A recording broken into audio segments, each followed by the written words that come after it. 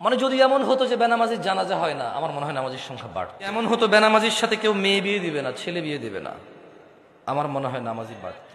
যদি এমন হতো বেনামাজির সাক্ষী গ্রহণ করা হবে না, কি গ্রহণ করা হবে না, যদি এমন হতো যে বেনামাজি ছেলে তার নামাজি বাবার সম্পদের অধিকার পাবে না, তাইলে মনে হয় নামাজি বাড়ত।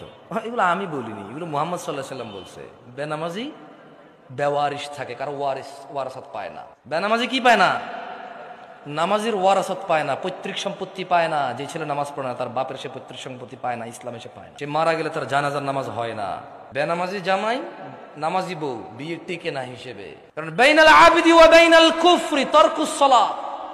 বান্দা ও কুফরির মধ্যে পার্থক্য হচ্ছে নামাজ ছেড়ে দেওয়া। তো কাফের আর মুসলমানের তো বিয়ে টেকে না। বাইনাল আবিদি ওয়া বাইনাশ শিরকি ওয়াল কুফর তারকুস সালাত। বান্দা শিরিক আর কুফরির মধ্যে পার্থক্য হচ্ছে নামাজ ত্যাগ করা।